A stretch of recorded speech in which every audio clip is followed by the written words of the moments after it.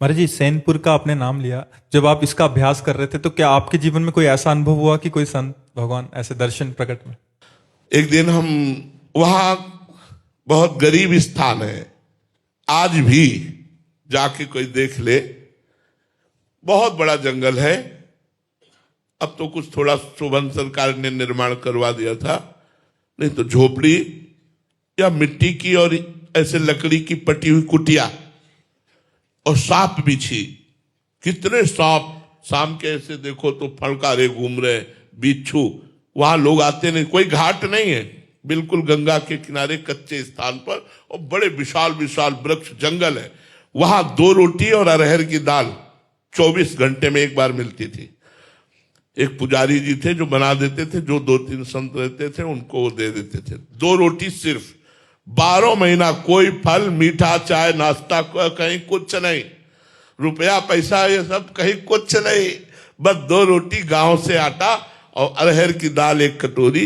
अब वो 24 घंटे में आपका जब मन होता पाओ, तो 2 बजे दिन में पाते थे। रात दिन भजन, बस गंगा किनारे बैठे रहना। कुटिया आए तो 2 रोटी और दाल पाई, और एक बारंडा कच्चा था तो उसके नीचे लेटे। आज एक विशेष आनंद था। यही लेटे, थोड़ी देर में हमारे हाथ पैर शून्य होने लगे। अब हम ना हाथ उठा सकते हैं ना पैर उठा सकते हैं, बस आंखें खुली हैं, चेतना पूरी है, शरीर शून्य है, और दिव्य सुगंध। मेरा ये क्या हो रहा है, मतलब एक अलौकिक।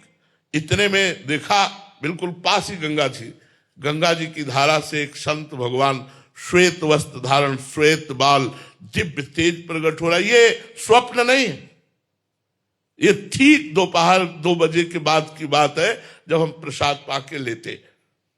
और जैसे जैसे वो नजदीक आ रहे, वैसे वैसे सुगंध, उन्हीं के श्री अंग की सुगंध पहले आई थी, सुगंध से भर गया वातावरण।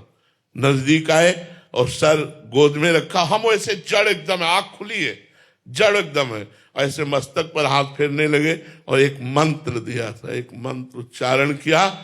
बड़ी बड़ी कृपा, बड़ी कृपा, संतों की बड़ी कृपा।